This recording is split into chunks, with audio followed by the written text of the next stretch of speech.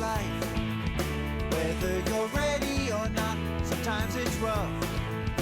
And it takes all that you've got, but he's been here, just waiting for you to knock, to take his hand and plant your feet on the rock. I want to live my life on the rock. I want to live my life on the rock. I want to live my life on the rock. I want to live my life on the rock. I want to live my life on the rock. I want to live my life on the rock.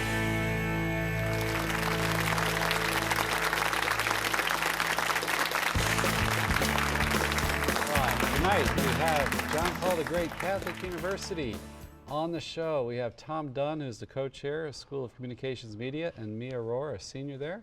They'll be talking about the media department and their work, and also a vision, a Catholic vision of the media, and how we can make an impact on the culture.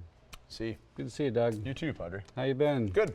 Any battle-ready news first? Well, you know, it's here we are in the middle of March, nearing the end of Lent, and yeah, the rallies have been going great. And we announced March 7th, the Holy League is up and running with Cardinal Raymond Burke as the spiritual head. And this is an effort to create a network of holy hours, specifically for men, in every parish possible throughout the planet, to try to deepen that prayer, that conversion, confession, fraternity, brotherhood, solidarity, and unity, to make an impact on the world from the standpoint where it really needs to be made, and that is spiritual impact. That's great tonight because that's part of what John Paul the Great University is all about. They're doing it through media and other forms, but it's ultimately to reach that element of the spiritual change, which is where the battle line really is Right. as we know from Scripture and great writers and historians and saints. It runs to the heart of every man and woman. And, you know, it hit me the other day. I was looking at some of our guests we hope to line up for on the show, and I think in my tenure here on Life on the Rock, you and I, we've seen an escalation of, I think, efforts at evangelization in new and creative ways, and people out there getting traction, and it's exciting. I see a momentum building, even though there's an enormous amount of work to do and the numbers aren't as what we'd like, but we see a lot of people joining in the battle. Well, yeah, and you know, it's funny because the numbers that, when you say that about the numbers that we'd like, you know, the apostolic mind always wants to bring more into the ranks. You know, the apostolic minded people, the apostles who came out of that upper room, weren't going to be satisfied with just a few areas or a few regions being evangelized. They wanted to conquer the world for Christ.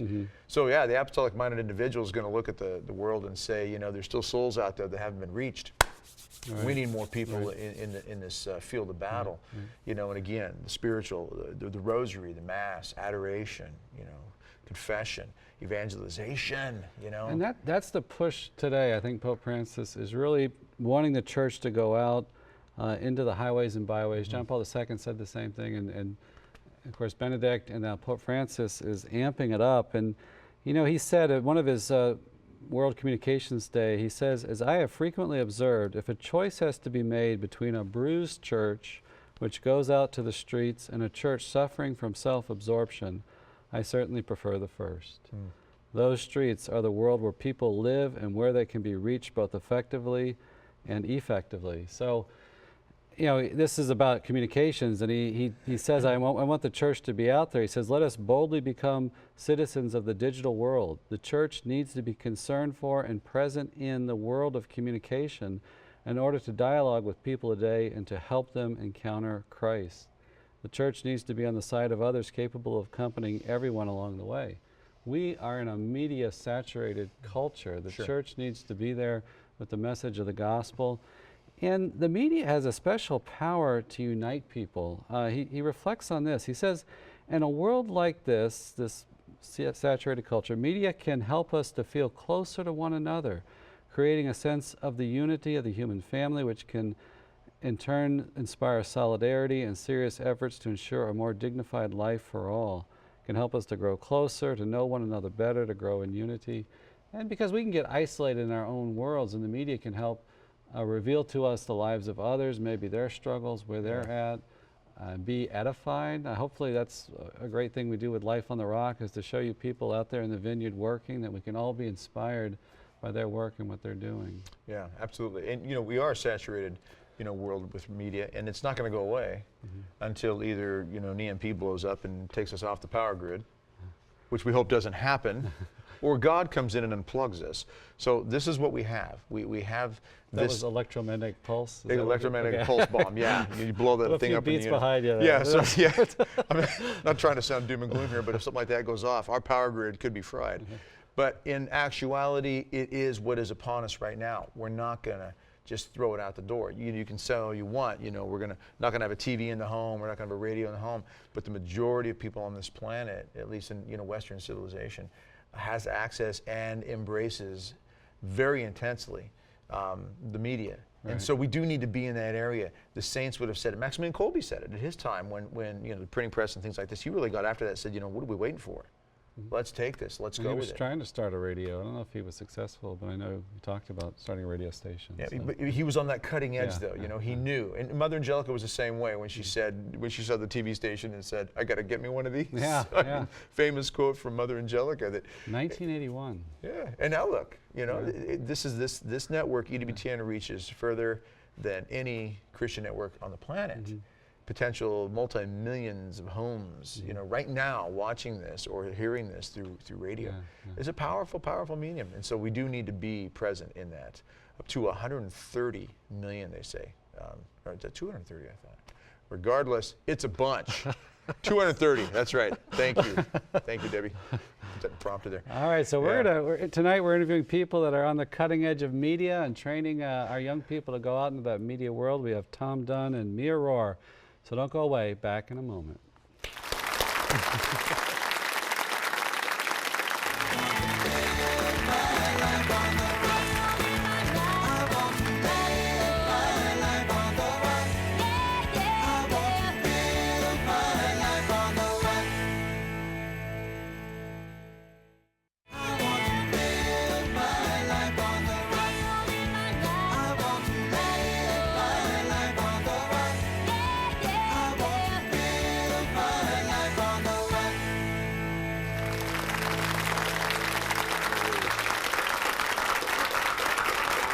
Welcome back to Life on the Rock. I'm Doug Barry along with Father Mark Mary. We're the Rock House compadres, and as always, this is the best place you could be if this is where you're at right now, bar none. Correct, Father? Is that not true? That's right. Absolutely right. That's right. And we have with us tonight Tom Dunn and Mia Rohr. Tom Dunn is one of the top dogs, one of the gurus, one of the founders, one of the big cheese meisters. The big sheriff. The what? The big sheriff. The big sheriff. There you go. That's what we all call him at school. Oh, okay. You got a badge and everything and a cowboy hat. Yeah, I did. He has cowboy boots, so there's that. That works. That works. Well, welcome to the show, Tom. Good to have you on here. Thanks for having Mia, us. good to have Thank you here. you. Mia, you're a student at JP2, Yes, I am. JP Great there Yep. in San Diego. And Tom, we can start real quick with the history of the school a little bit. First of all, you are one of the founders and one of the big shots, but your most important role on this planet is that you're a husband and father. Yes, I am. That's exciting. Tell us about that. Yep. So I've been married for I'll be 18 years in April. 6 kids, ages 12 and under. So I'm a little busy right now. Oh, that's great. That's awesome. Congratulations. Thank you. And you were in the media.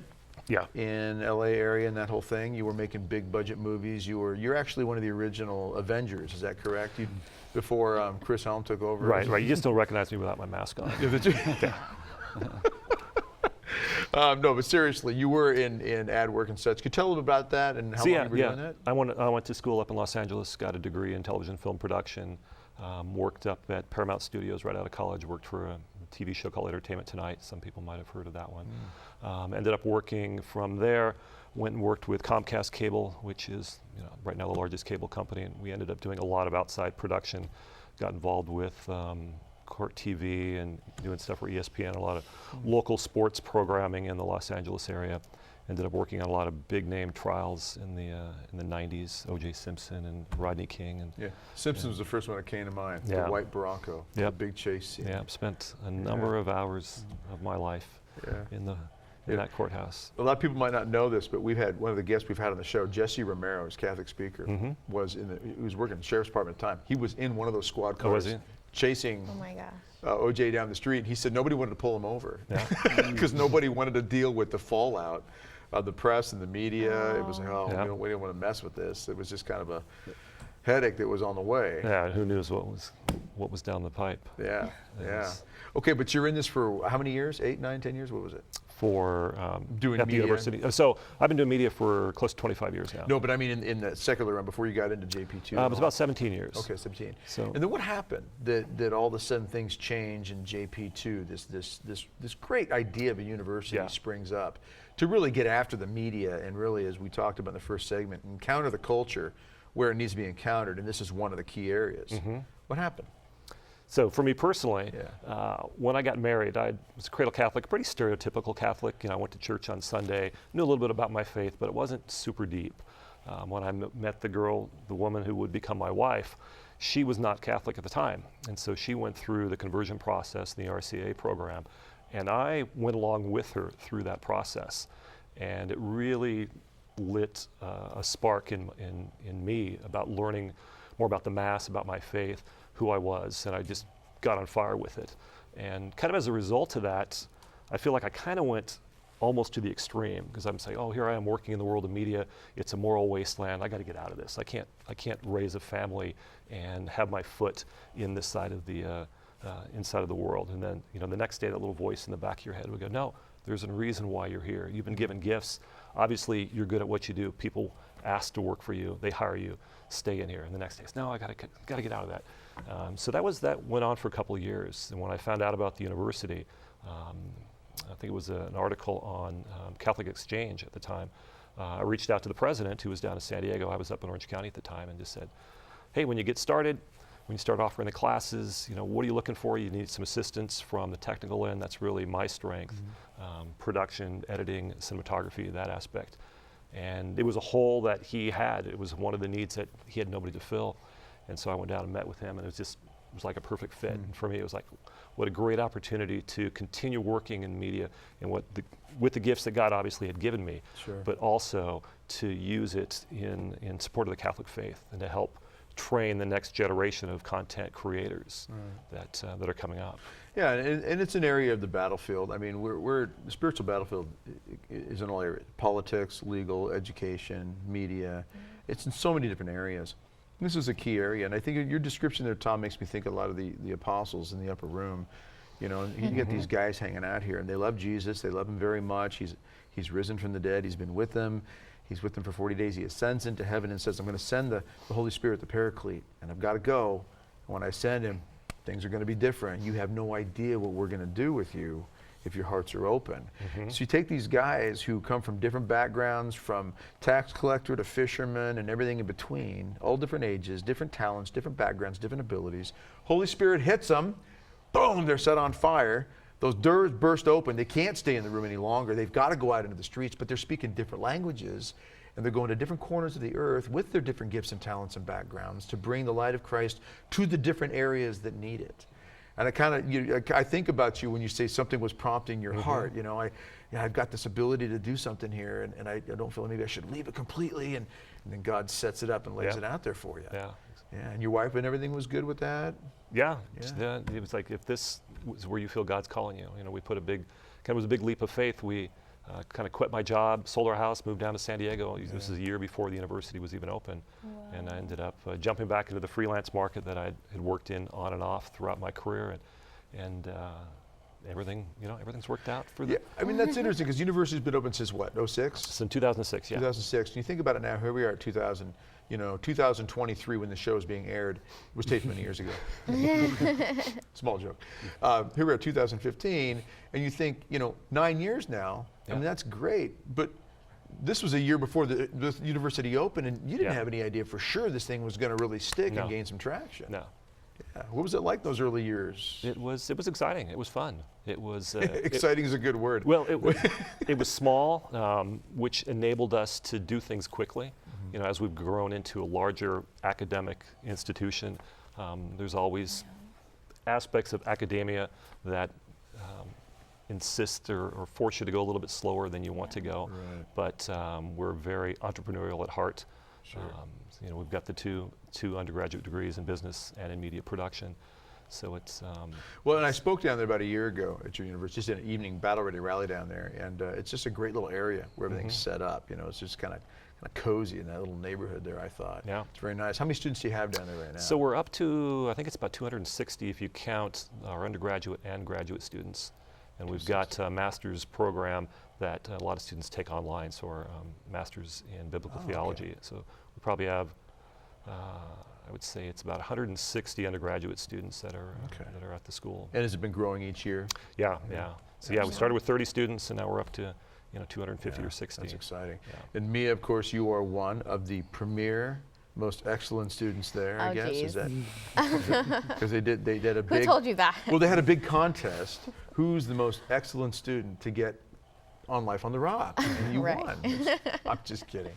But Mia, tell us about yourself. You are a senior there, correct? Yes, I'm a senior. Just started my senior year this January, and we'll be graduating this September. Excellent. And Yeah. were you majoring in? Media producing, basically, so film producing. Yeah. Okay, all right. And I noticed there's something on your left hand over there that we Oh, should geez. probably tell the world about, because you feel God has called you to the vocation of marriage, and there's a Yes. young man in your life, and you have Yes. an engagement ring on I that do. left hand. I do have an engagement ring. That's I am exciting. engaged. Couple months, just 2.5 or so. Yeah. To one of our top alumni. Ah, very nice. Yeah. Yeah. And you are from Guam, though. I am. So that's a long walk or bus ride to get to school every day. Exactly. Yeah. Or did you move over here? I moved over here. That would be a long trek, and you would need to hold your breath if you're going by bus. But no, it takes about a day to fly over, in 3 planes. So 8 hours to Hawaii, and then 4 or 5 hours to San Francisco, then the 2 hour down to San Diego. And if you add in the layovers in there, and then you're a whole day behind and 17 hours difference, you're out of it for at least a week. So. And you divide it by pi and multiply Oh it my by gosh. the gross national product It's of crazy. Cuba. What you have is, wow. Yeah. Yeah. All right. But you came, you liked where you went, where things have gone for you now? Yes, Did yeah. you come to JP2 with an idea that you were going to get engaged and get married, or did you come with the idea that you were going to change the world? I'm more of the change the world type. I'm more like, I love learning by making the mistakes, and it's like a blessing and a curse. Like, just throw me in there and let me figure it out. Sounds like marriage, actually. Doesn't it, Tom? yeah, oh, yeah. You know, you love by learning by making mistakes. That's marriage right Yeah. there. But you know, when I say that about changing the world, getting married, you have the potential to change the world. Right. You know, and that's what's exciting about it. Okay, so JP2, let's talk a little bit about that from the perspective of a student. What is it like to be a student on campus there, among all these other young minds who want to, get into the media world and be Right. savvy with what Right. they can do for the church and media? It is a very exciting and interesting experience, especially since I was there when we had the old campus. My class is actually the last class since the old campus, so I kind of have seen it grow dramatically, not just in how many classrooms, but how many students we have. But honestly, there's such a great energy, especially when the new freshmen come in, being able to see 80 new faces who are just so pumped, and they're all about impact and culture for Christ. And I think the best thing about being a student there is that I really, for the first time, I think, really felt like I could be myself, and also figure out who that was, and know that I'm in an environment where it was okay to figure it out and not feel so much pressure to constantly fit in. It was so weird. It was so alleviating. Like, Why did you pick JP2? Why that university above all? well, it's interesting. It just ended up working out way better than all the others, and I was being really ambitious. I applied to a lot of different places and got into several different places, and with different scholarships here and there. But with JP Catholic, so many things worked out financially, with scholarship, timing, and I just felt like I was called there, because by that point in my senior year, I really didn't know what I wanted to study. And it was kind of scary going to JP Catholic, since they're very focused on just certain majors. And I was like, what if this isn't for me? But because I was at that point where I wanted to figure out my faith, I wanted to own it for myself and figure out who Jesus was and what my role is in this world and what my purpose is, I knew that that was a central thing for JP Catholic. And so I knew that even if I left not really knowing if I wanted to be a business major or a media major, I would leave with a better understanding of my faith. Sure. So Sure. that kind of was what sold it for me in the end.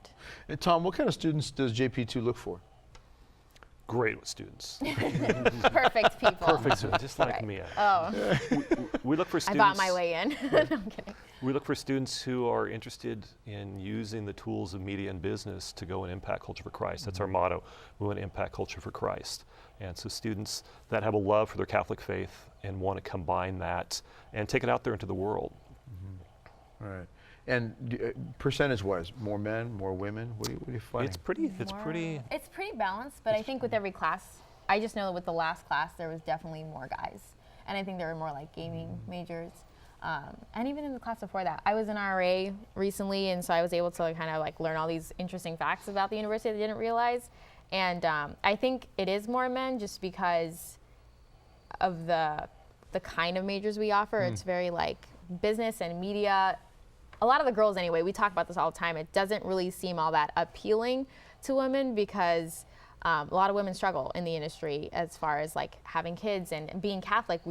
If you're called to marriage or a person in marriage, then you're gonna have children, and what does that look like? So, I mean, I definitely would say it's very balanced, but with every class, it's like, there's a lot of guys, but then sometimes those people realize they are called somewhere else and then they leave and it evens out again. It's a weird like up and down, but. Well, and you said something a moment ago that's interesting. Tom, I want to hit you with this gaming major. That's relatively new in our world today. You know, Yeah. I have a master's in this and a BA in this, and I have a gaming major. Yeah.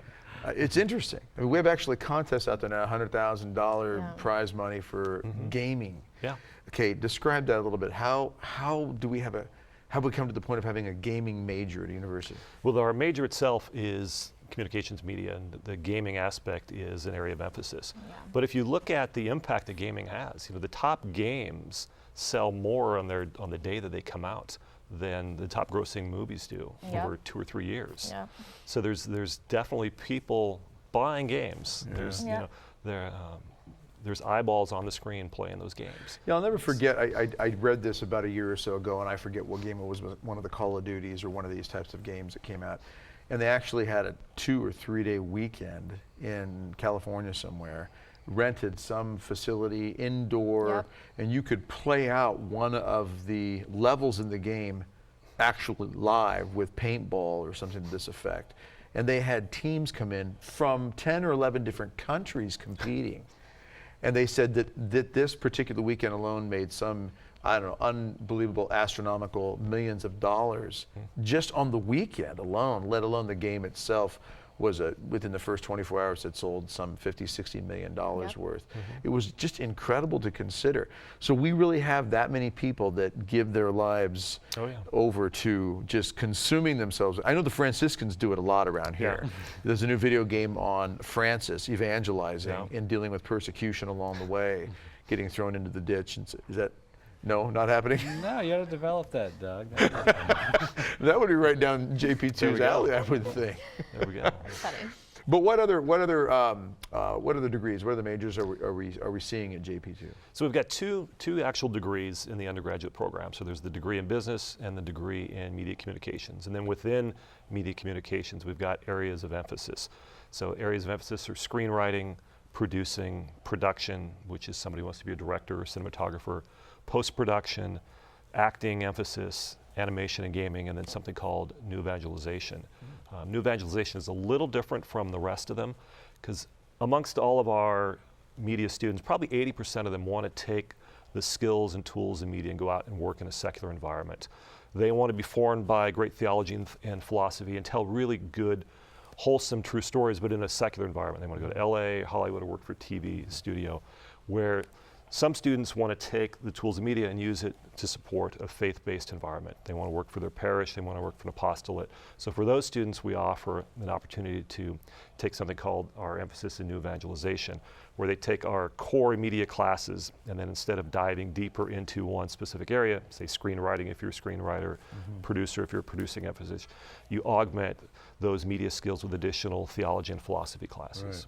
Right. Wow, excellent. I love the formation, to direct the heart and the soul, with hands into this kind of a craft here. So we're going to run to a break here. When we come back, let's get more into that. And a little more about your personal life, Mia, because you come from an interesting background, one of 11 homeschoolers, and as you mentioned a little bit earlier, something about owning the faith. There was a time when you didn't own your faith, didn't really take it seriously. Yeah. So we'll touch on that too. So don't go away, everybody. We'll be back with more from these two wonderful individuals. JP2 Great out there in San Diego area, California. Don't go away. More after this.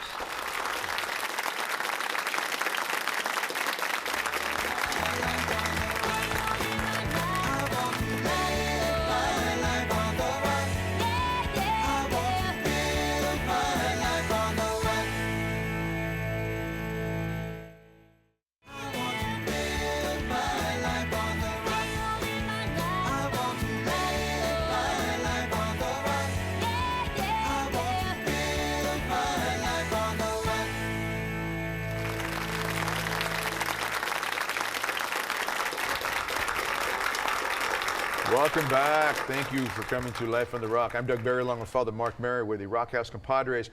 We have with us tonight a couple of representatives of JP2. Is it JP the Great? I mean, what's the official title, Tom? John Paul the Great Catholic University. John Paul the Great Catholic University down there in the San Diego area.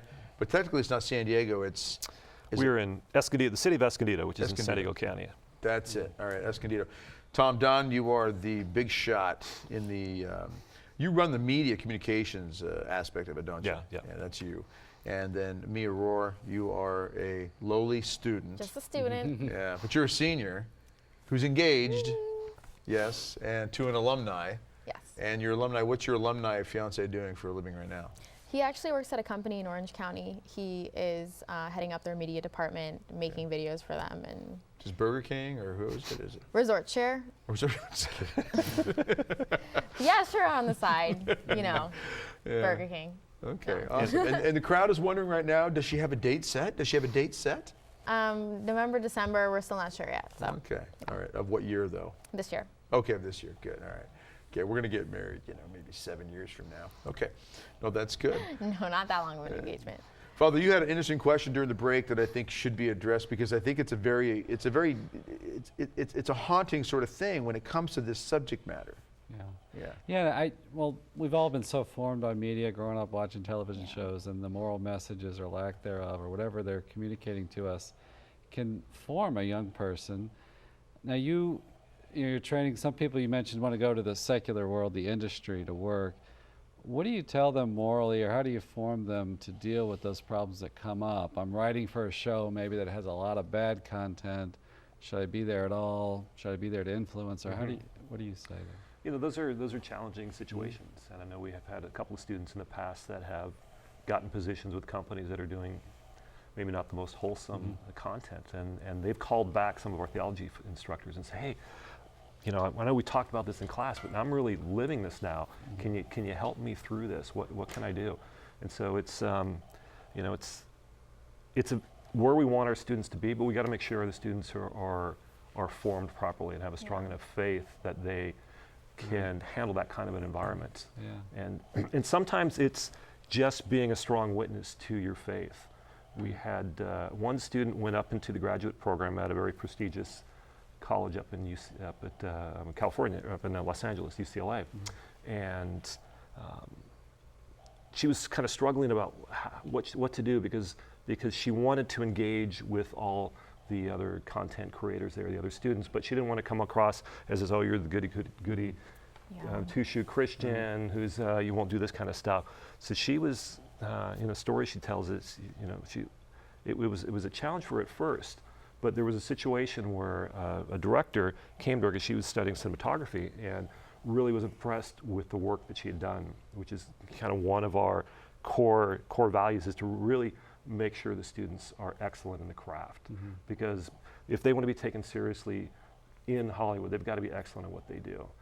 They can't just be a good, strong Catholic that makes content. They've got to do both of them great. Right, exactly. Yeah, I mean, there was a time when Hollywood had and it wasn't too long ago, the movies that came out of Hollywood had much more of a respect. We had, the Ben-Hurs, the Ten Commandments. Have you seen Charlton Heston and the Ten Commandments? I'm pretty sure I have, but when I was much younger. All right, Tom, I just have to say, if your school's going to really educate these youngsters on movies, they've got to see the classics like Ben-Hur and Ten Oh, Commandments. I've seen Ben-Hur. Okay, for sure. all right, Yeah. all right. That's what youngsters. I was having a little fun there with you. But seriously, there was a time when really the bells of St. Mary, you know, we had movies out there, and there didn't seem to be an attack mode to try to undermine, you know, the Christian, you know, way of thinking in Hollywood. What happened? How did that change, Tom? I think some of that has to do with just the vacuum that exists and still does to this day with Christians in the entertainment area. They've seen the direction that it's going, so I don't want to be part of that. And so as they step out of that, you know, who's there to fill that? Right. You know, Jesus talks about, you know, sweeping your house clean, and there's room for 7 more demons to now come in. Yeah, it's like we can't pull out and then complain that Christian messages aren't there. But I was thinking too, you know, maybe we're at a point, like the brothers, we just watched a movie, it had a theme of redemption on it, and it was powerful. Just a fundamental theme of the guy did something wrong, he was doing penance, he wanted to make it right. It's almost like a natural law. Was that the Lego movie? I don't remember the name of it, but it was like but I just thought, just if Christians could be there and just evangelize according to the natural law that there is right and wrong, that's a great contribution to make to media, you know. Yeah. Now, I know we have a clip of something that has been done, Paper Dragon. Can you set this up for us? We're going to go to it in a minute here. Well, I'll do my best. I didn't work on it, but 2 people that I know, good friends of mine, Ethan and Andy, Ethan Snell and Andy Barth, worked on it. They're animation gaming students. And I just remember them pouring hundreds of hours into this senior thesis that was intended to be a short, but they realized this is this is too much work, we can't finish. So they ended up making it a trailer, about 30 seconds, I think, and it blew everyone away. I remember I was a freshman when I saw it, and I was like, wow, they're gonna expect great things of us, like, oh no. But it was very inspiring. So, I mean, I still look at it and I'm like, wow, these guys are great. Paper Dragon. Check it out.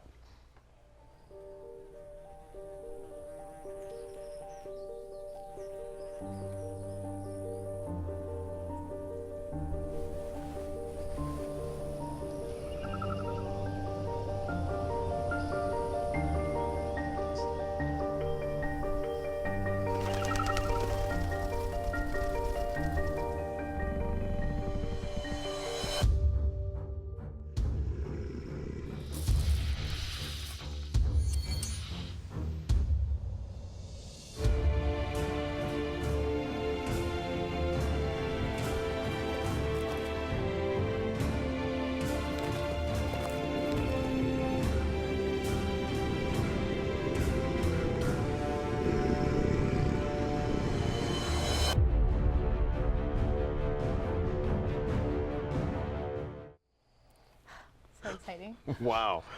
Okay. When's the movie come out?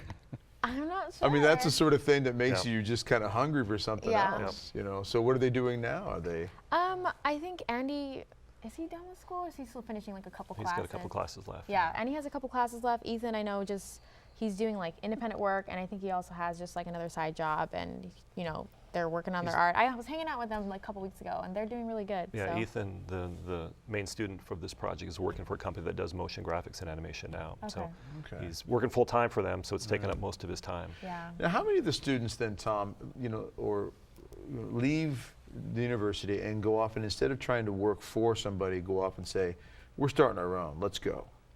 We've got a few, but most of them aren't ready to do that yet.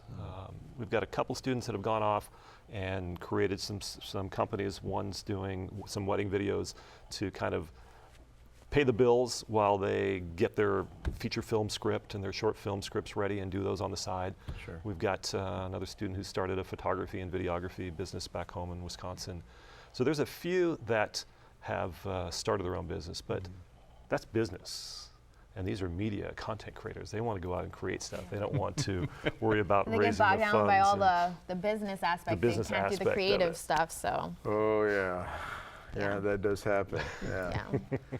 Can we talk about script writing a second? You know, one thing that's nice to see a shift in the media today is it seems like there's a greater emphasis on scripts and dialogue and things like that, and it seems so intense. In a good way, the quality in many ways is. How do you all teach script writing there? Script writing and storytelling is extremely important at the university. Yeah. We realize that without a good story, your movie just falls apart. Yeah. Very few people go to the movies just to watch the great editing or the great cinematography.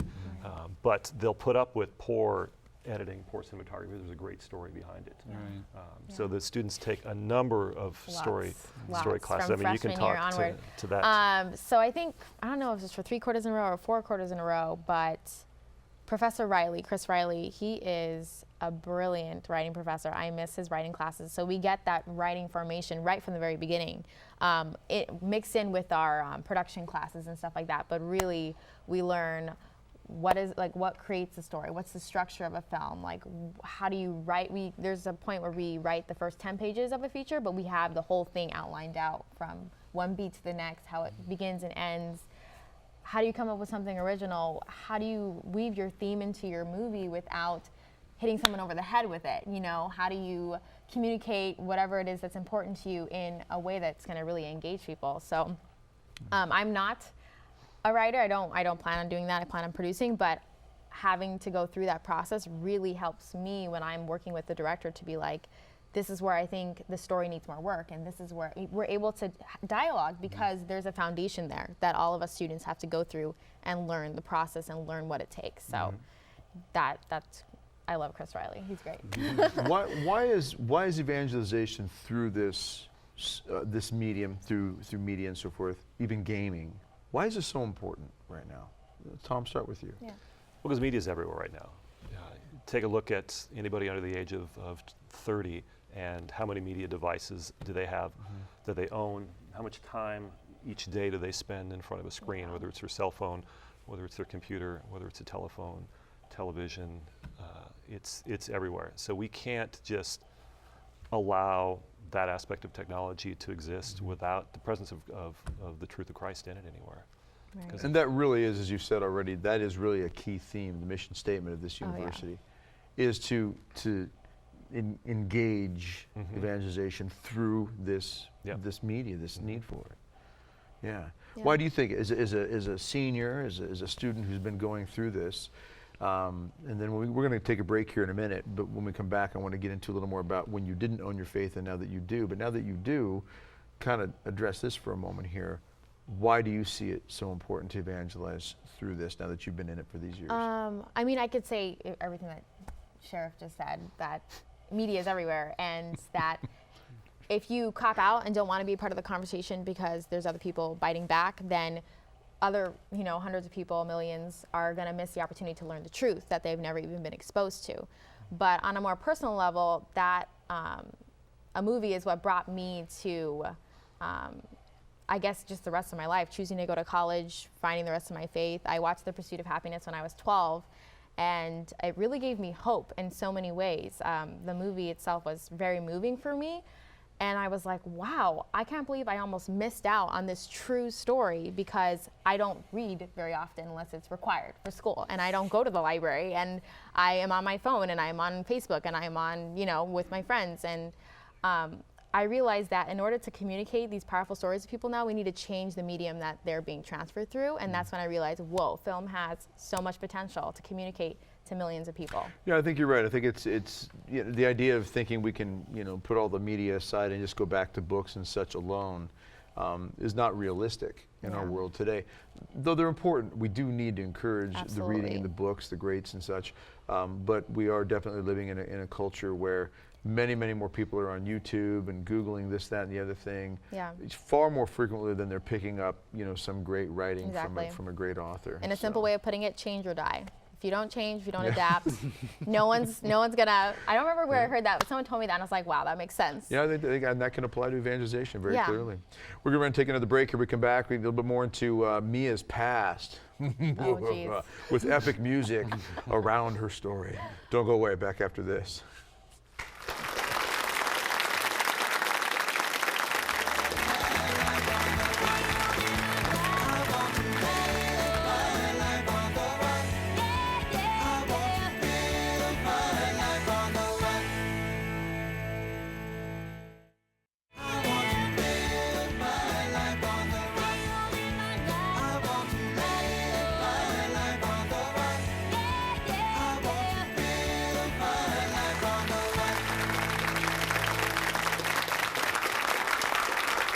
Welcome back, Left on the Rock. This is our final segment. I'm Doug Barry along with Father Mark, the Rockhouse compadres here. And tonight on our Rockhouse, we have Tom Dunn, media guru and top dog, well, not the top, but one of the top founders of JP Great University out there in Escondido, California. Yes. And Mia Rohr is with us as well.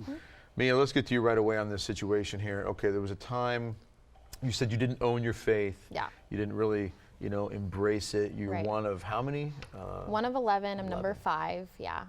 Always born and raised Catholic, but In Guam. in Guam, yes, which is over in Japan area, not in the Caribbean or near Florida.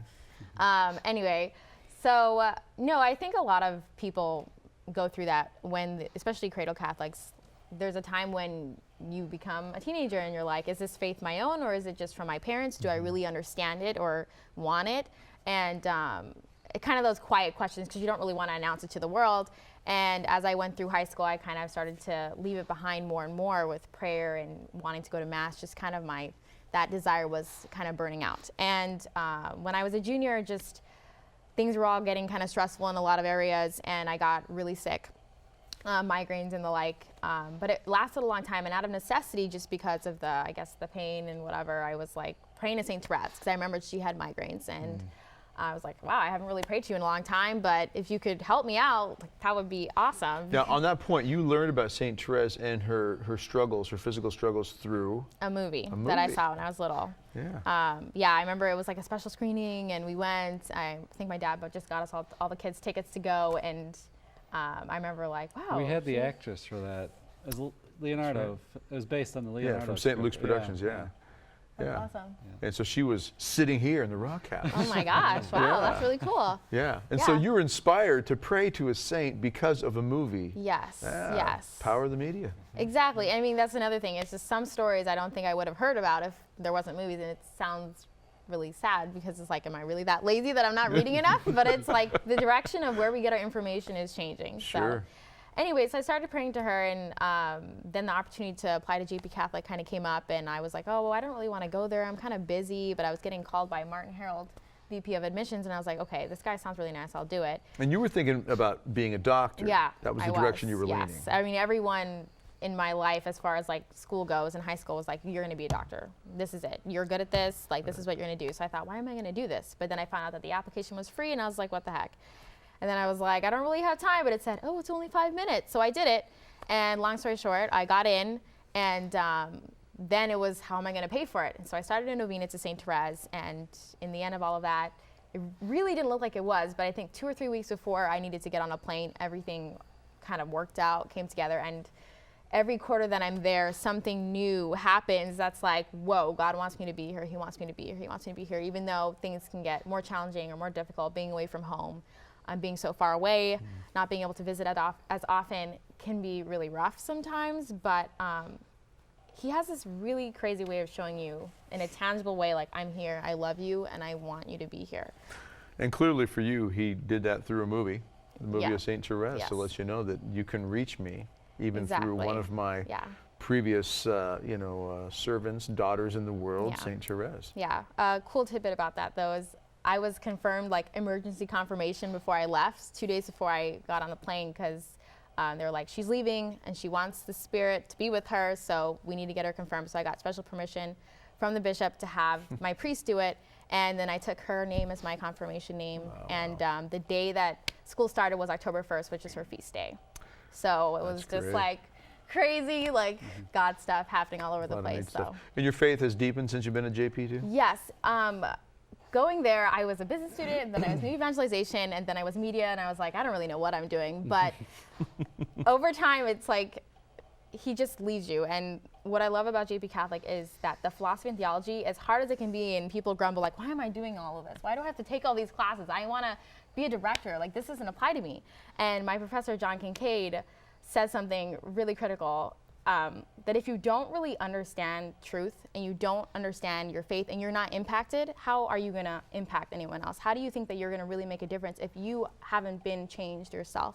And so all of a sudden, wrestling with philosophy and theology, as hard as it can be, and writing those long papers in the middle of the night becomes really important, because it's not just about, I need to just do it to get a grade, to get my gen eds in. It's about this is where I can get that formation. And for me, being completely honest, because I'm not a reader, being forced to read these books that are difficult and knowing that I'll be able to speak with a professor who's so well versed in it and get answers to all my questions is very motivating for me. So I think that's something that the school has to offer that I just haven't really seen anywhere else. And Tom, this has got to be great to hear this, knowing, because you know, any Catholic university is going to have this sort of scenario where students are coming in, but you're hearing a student sitting here, you know, obviously she won the contest of the best student in the school to be here. I'm just kidding. But what's that like to be on the receiving end of those types of statements, knowing where you were at 9, 10 years ago when you first came down to start the university? It's very fulfilling. It's really, in a sense, kind of reinforces that what we're doing is working, and it's the right thing. It's the right direction to take this, and it's what's needed, and the students are responding to it. And when you started, you were at 30. Now you're at 260 or so. Still growing.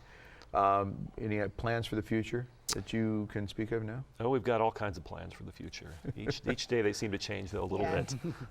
Well, our plans are to continue with our core strength, which is media.